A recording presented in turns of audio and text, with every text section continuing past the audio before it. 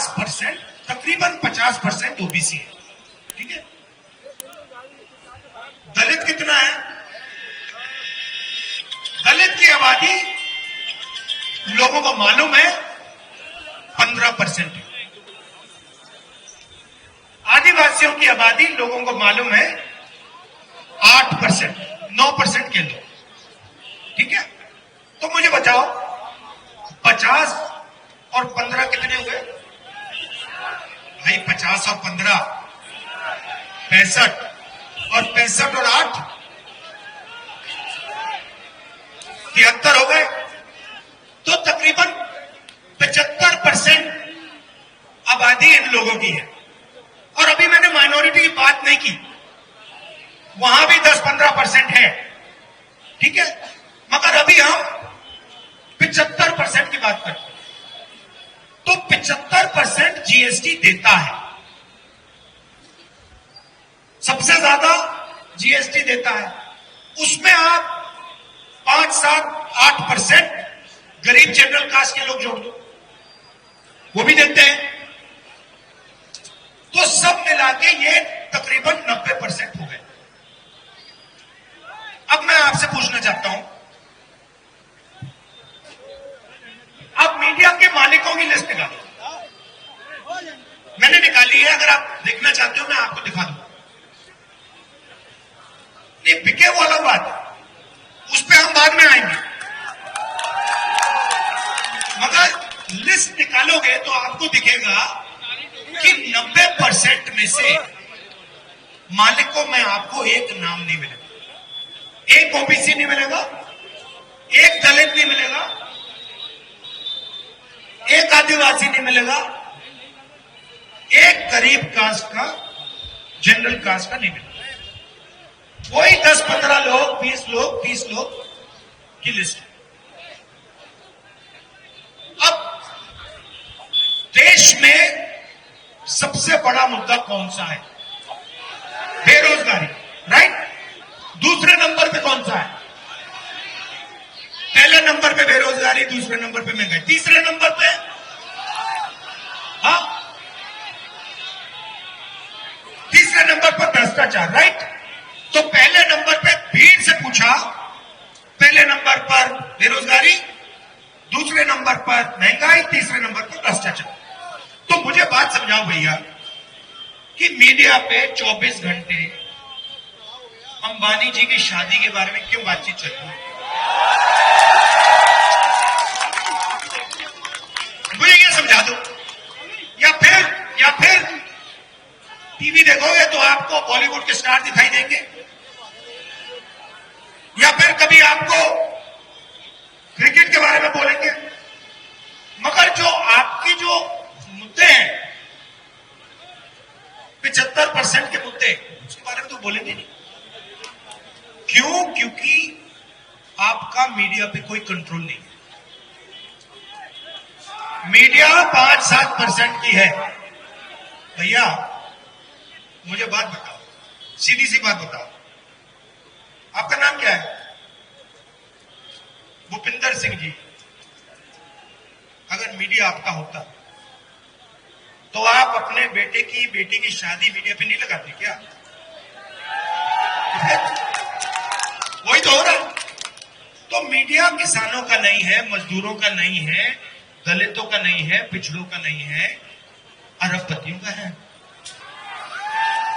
ठीक है, अब आप कहोगे भैया, आप 75% कहेंगे भैया हमें तो मीडिया चाहिए नहीं। आप कह सकते हो, नहीं भैया हमें मीडिया में मालिकाना हक नहीं चाहिए। तो फिर मैं आपसे पूछूंगा भैया ठीक है बताओ, मीडिया में नहीं हो तो फिर हिंदुस्तान की 200 सबसे बड़ी कंपनियों की लिस्ट निकालते हैं, उनके मालिकों की लिस्ट निकाल देते हैं। है मेरे पास, दे दूंगा, अभी करता हूं, ठहर जाओ। तो उस लिस्ट में मुझे बता दो 75% के कितने, उसमें भी नहीं हो।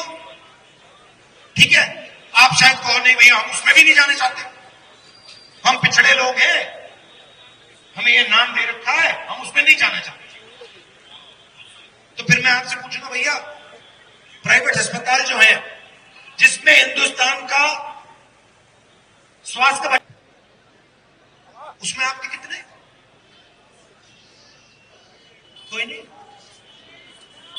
आपसे कहूंगा भैया इलाज को आप कराते हो? जब आपके परिवार में कोई किसी को दिल का दौरा पड़ता है, इलाज तो आप कराते हो, लाखों रुपए देते हो, जीएसटी भी आपकी, इलाज का पैसा भी आपका, जमीन भी आपकी, आयुष्मान कार्ड भी नहीं चलता। फिर आप कहोगे नहीं राहुल जी, हमें ना मीडिया चाहिए, ना बड़े उद्योग चाहिए, हमें प्राइवेट अस्पताल भी नहीं चाहिए। फिर मैं आपसे कहूंगा ठीक है भैया, आपने सब कुछ छोड़ दिया, स्कूल और कॉलेजेस के बारे में बता दो। स्कूल और कॉलेजेस, प्राइवेट स्कूल और कॉलेजेस की लिस्ट निकालो, उसमें आपको मालिकों की लिस्ट निकालो, उसमें आपको एक ओबीसी नहीं मिलेगा, एक दलित नहीं मिलेगा, एक गरीब पिछड़े, एक गरीब जनरल कास्ट का नहीं मिलेगा। तो अब वो कहां? नरेंद्र मोदी जी कहते भारत माता की जय। भारत माता है क्या? भारत माता आप लोग हो। 75% दलित, आदिवासी, पिछड़े। जैसे आपने बोला भारत माता की जय, उसका 75% दलित, आदिवासी, पिछड़ा, उसमें गरीब जनरल कास्ट के जोड़ दो 5%, 7%, तो आप भारत माता की जय में हो कहां? आपसे रोज कराते हैं जन गण मन, आप गाते हो, झंडे को सलूट देते हो, मगर आपके लोग हैं कहां? मैं बताता हूं, मनरेगा की लिस्ट निकालो, मजदूरों की लिस्ट निकालो, वहां आपको मिल जाएंगे। कॉन्ट्रैक्ट लेबर की लिस्ट निकालो, वहां आपको मिल जाएगी लिस्ट। ये जो सड़क बना रहे हैं, हाईवे बना रहे हैं, भूखे नंगे हैं, इनकी लिस्ट निकालो। इसमें आपको गरीब जनरल कास्ट का मिलेगा, पिछड़े लोग मिलेंगे, दलित, आदिवासी मिलेंगे। अब पहले क्या होता था? पहले आपके लिए एक रास्ता था। कौन सा रास्ता था? सिर हिला रहे हो मगर कौन सा था? क्या नाम है तेरा? हाँ गौतम जी, खड़े हो जाए यहां पे। तेरा मैं टेस्ट लेता हूं, क्या करते हो? पढ़ाई करते हो? क्या पढ़ाई कर? कॉम्पिटिशन की तैयारी कर रहा हूं। कॉम्पिटिशन की तैयारी कर रहे हो? मुझे बताओ, पहले पिछड़ों के लिए, दलितों के लिए, आदिवासियों के लिए, गरीब जनरल कास्ट के लिए कौन सा रास्ता होगा? घबराओ मत, नहीं जानते हो तो कहो नहीं जानते, कोई घबराने की जरूरत नहीं जानते। पब्लिक सेक्टर, बीएचईएल, एचएल, ये एक रास्ता था, सही? हाँ। जोर से बोल भाई। ओके ओके, पहला ये था। दूसरा रास्ता था, अगर कोई देश की रक्षा करना चाहता था, सेना में जाना चाहता था, वो दूसरा रास्ता था। आर्मी में एक जवान की लिस्ट आप निकालते, उसमें आपको दिखता गरीब जनरल कास्ट के लोग, पिछड़े, दलित, आदिवासी, माइनॉरिटी सब भरे होते थे। फिर सरकारी नौकरियां होती थी, स्कूल, अस्पताल, इसमें गरीब लोगों को जॉब मिल जाती थी। मिलती थी कि मिलती नहीं? मिलती थी। सब रास्ते बंद कर दिए। आर्मी वाले रास्ते को अग्निवीर बना दिया। अभी बताओ, आर्मी वाले को अग्निवीर बना दिया। उसके बारे में अभी थोड़ा बताऊंगा आपको। पब्लिक सेक्टर को पूरा प्राइवेटाइज कर दिया।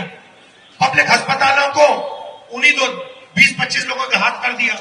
स्कूल कॉलेजेस को उन्हीं 30-40 लोगों को पकड़ा दिया। अब होता क्या है? आपके साथ क्या होगा मैं बताऊंगा। नाम क्या पूरा? सन्नी गौतम सर। सन्नी गौतम। देखिए मैं आपको बताता हूं होने वाला क्या आपके साथ, और आप अकेले नहीं हो। सबसे पहले क्या होगा, आप सोचोगे कि यार मैं ऐसे करता हूं, मैं देश की सेवा करना चाहता हूं, तो जब आप 14 साल के हो, अब मैं मतलब थोड़ा मेंटल पे चलता हूं, एग्जाम करता हूं, फिर आप एग्जाम की तैयारी करोगे जैसे आप कर रहे हो। मोबाइल फोन लेना जरा, ठहर जाओ। ये फिर आप ऐसे करोगे, देखो आप मोबाइल फोन कितने घंटे चलाते हो? कितना? सच बोलो, 4 घंटे, सच बोलो, 4-5 घंटे, सच बोलो, 5 घंटे बस, सच बोलो। अंदर 5 घंटे। 5 घंटे, ठीक है ना? पहले 2, फिर 3, फिर 4, फिर 5, तो 5 घंटे सेलफोन चलाते हो। एप्पल चला रहा है, अब आप जाओगे पढ़ाई करोगे, 2-3 साल दबा के पढ़ाई करोगे, और फिर आप एग्जाम में जाओगे।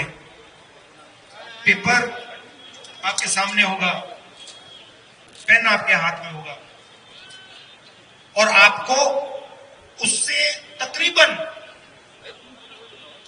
1 घंटा पहले